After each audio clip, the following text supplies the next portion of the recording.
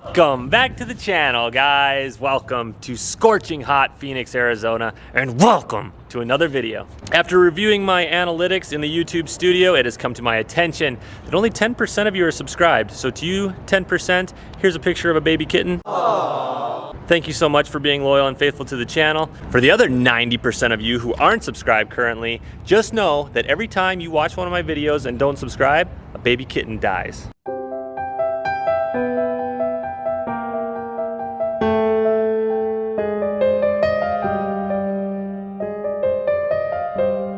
It's too hot to sit up here and talk too long, but today we're going to be putting the Hahn Racecraft Intercooler with hard piping on the Eclipse, as well as a Greddy blow-off valve that I've had laying around for quite a while. So that's going to be the main topic of today's video. Let's head over to the garage, I'll show you those, and we'll get started. Well, it's currently 106 degrees in Phoenix, so if I look hot, there's no AC in here. I am. Okay, first of all, I'm always looking hot. Now, due to YouTube's copyright policy and the issues you'll have with monetization if you use a mainstream song, here's the same song that I always use from the YouTube audio library to introduce the parts we'll be putting on the car today.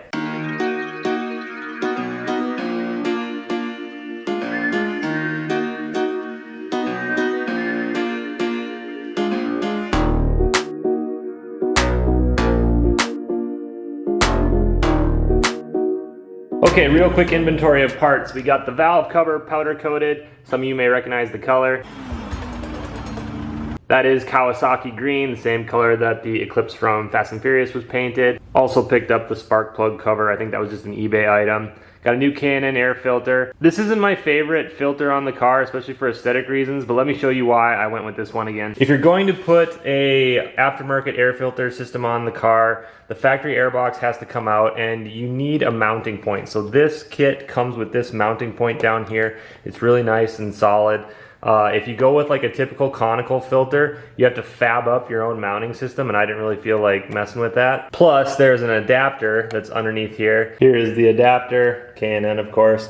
And I like this adapter because of the other ones that are aftermarket, this one looks like it is the most like wide open in here, so for flow of air I feel like it would be best. So that's why I stuck with the old K&N filter system that I had. It was just easier. Next of course is the Hahn Racecraft Sidemount Intercooler and piping. I know there's going to be a lot of hate on the side mount. So one of the main reasons I didn't go with a front mount intercooler is the amount of fab work you have to do to get it to fit the front. You usually have to trim into your factory crash bar, and then you block a lot of air that's coming to the radiator and the AC condenser. So from what I've heard, basically, especially in Arizona here, our average temp is probably 100 degrees. If you've got that big front mount up there and you keep your air conditioner, it's really hard for air to get to the radiator, and you end up having to deal with overheating problems. Now that side mount is supposedly good up to 400 horsepower. The Eclipse isn't touching anywhere near that. So for the time being, the side mount is what I'm gonna go with. That's not to say we won't do a front mount later. I just want this car as streetable as possible, and the side mount keeps it that way. With the front mount,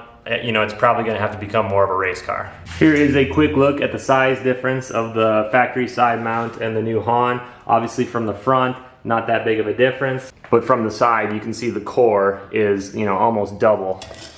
Next, I've got the Hahn Racecraft Intercooler piping. I'm not gonna lie, this was really hard to get. I had to scour DSM Classifieds on Facebook, and when I got it, it wasn't in the best shape. So I did send these off to get powder coated as well. They look pretty much brand new now. There is a little ding in this, but nothing to be concerned about. 2 1/4 inches is the pipe size. I think this is important. There's an eBay kit out there where the pipe size varies a little bit, and I have heard rumors that it can cause the car to run a little bit funny, so you want to be consistent with your pipe size, I believe. So that's another reason I was really drawn to this Hahn Racecraft kit. And then obviously the couplers that originally came with it were crap, so I went with these HPS couplers. It was the only company I could find where I could get all of the sizes I needed from one place. Next up is the Greddy FV blow-off valve. I liked it because it had the blue in it, and then the Type S was kind of the quintessential Eclipse blow-off back in the day. I think the FV kind of replaced it, so that's why I went with that. It's probably worth mentioning that the flange on the intercooler piping is specific to Greddy. If you're new to the game, blow-off valves have proprietary flanges, so when the Hahn Racecraft kit was built, it was built to accept a Greddy blow-off valve, so that's another reason I went with that. Of course, the blow-off valve does come with its own gasket and mounting hardware. Just thought I'd show it to you guys close up. Then just some routine maintenance. I'll change the oil and oil up the filter when I put it all back together. And I'll probably try to clean up the engine bay a little bit. This heat shield is hideous. Whatever this thing is has a little bit of like surface rust on it. The old Brake Master cylinder holder is kind of crappy looking. Also, this metal that retains the battery looks pretty shoddy. So I'll be pulling those things and hitting them with my favorite Rust-Oleum truck bed liner. I'm not going to go step by step on the install because it's all pretty self-explanatory. I think there's about 4 bolts holding the initial piece of the intercooler piping to the throttle body, and then the rest of it is basically just hose clamps and a couple bolts down on the intercooler. Also, I think it's important to mention, if you're new to this whole thing, the reason to go with hard piping is that factory hose, as it heats up, can flex, so it can cause some fluctuations in the power band from what I hear, from what I know. So that's another reason the hard piping is a nice upgrade. Before I start, I'm doing this mainly for me, but it might be helpful for you. 4, 3, 2, 1 cylinder, and then 3, 2, 1, 4. If you're taking the wires off to clean them and put them back. Also, if you're budget minded and don't want to send your valve cover off for powder coating, getting the valve cover off is super easy. It's just a bunch of 10mm bolts all around. You'll have to pop your spark plug wires. Paint it quick, rub down the embossed portions with sandpaper so you get that look that you see over there. Save yourself a ton of money. The powder coating was way too expensive. I paid like 200 and some bucks to coat the pipe and the valve cover, and I probably should have just painted it all for like 15.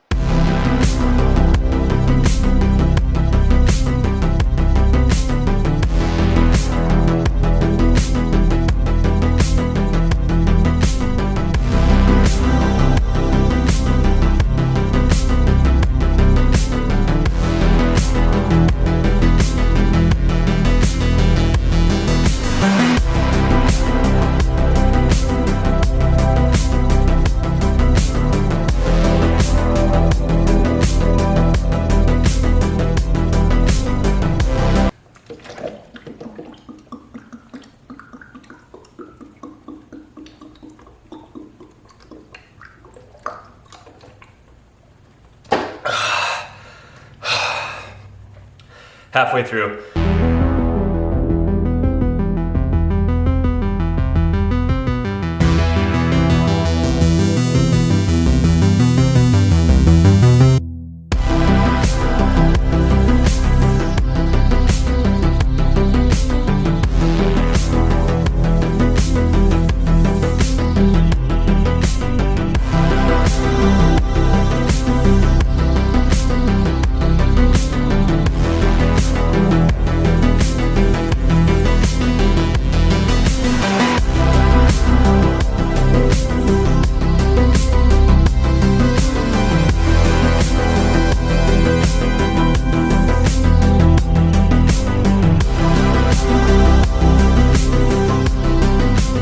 Okay, I did pretty much everything wrong to start out putting the intercooler kit on, but let me go through what I did. That way if you guys end up putting on a Hahn or some other intercooler, you can kind of learn from my mistakes. So first things first, if you're installing an intercooler setup, don't just start putting one piece in and go from there. Mock the whole thing up first with your couplers. Make sure everything fits right before you start tightening it down. I started up here and started going down. That was a mistake. It all kind of has to go in at one time loose, and then little by little tighten up each section until it's all solid. You can see now it's rock solid in here. Here are the part numbers and what I paid for the couplers on this kit. If you want to replicate what I did, there's a couple changes I would make. The first one is, this is a 3-inch coupler right here. I would turn that into a 4-inch coupler, 4 inches long, 2 1/4 ID on the HPS website. This 3-incher right here worked out really good.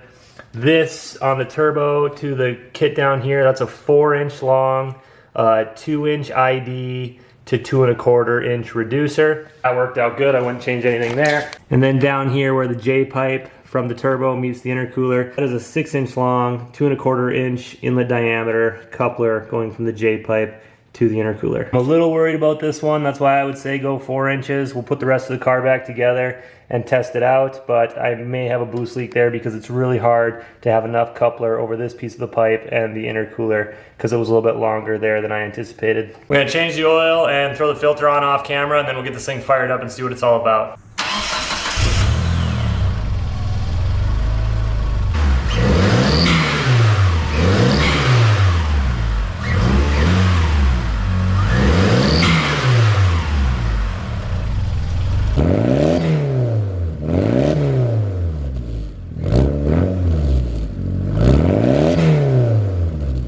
Also, I forgot to mention this earlier, but I was able to get the OEM recirculation hose back on. I did have to trim it a little bit on this end. The Greddy FV is a little bit wider than the stock blow-off valve is.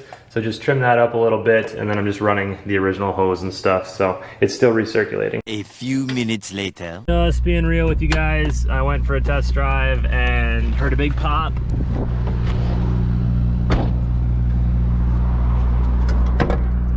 Smells a little funky, but that's probably some of that paint on the manifold and stuff. Okay, time belt's still there. That's good. Turbo. This smells like pure charcoal right now from that paint, so that's probably what I'm smelling. That looks good. There we go. Okay. So that coupler is for sure too short because it popped off under boost, so we might have to end things here. Everything else looks good. See if I can get this thing home. Okay, I got her home, ordered another coupler, and then I remembered that the stock hard pipe and intercooler had its own coupler on it, and it fits like a glove. It's not aesthetically the most beautiful thing, but it's got a little bend in it, and it's more than long enough. It should be perfect. So get the filter back on and let's try it again. Round 2, fight!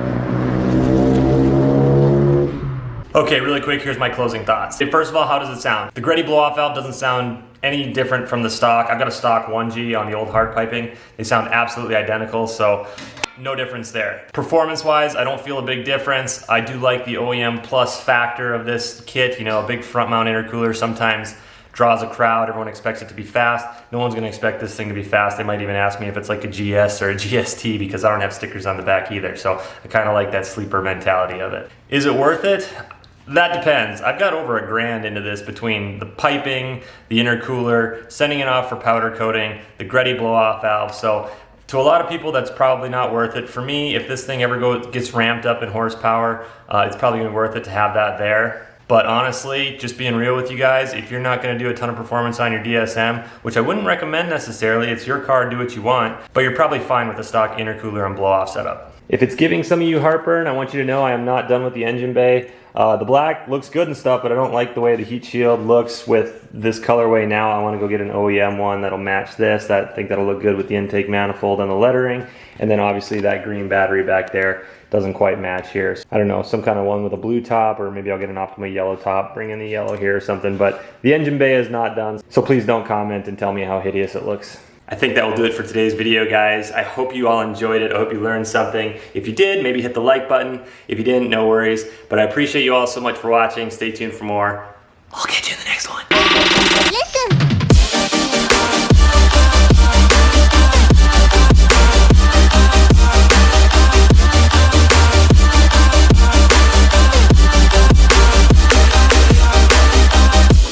So that isn't... So... Whew, it's so hot. Hopefully nobody sees me coming out of the garage looking like this. Yeesh. And then when I put the side mount intercooler on, I'm gonna snap into a Slim Jim and beat everyone. Ooh, yeah.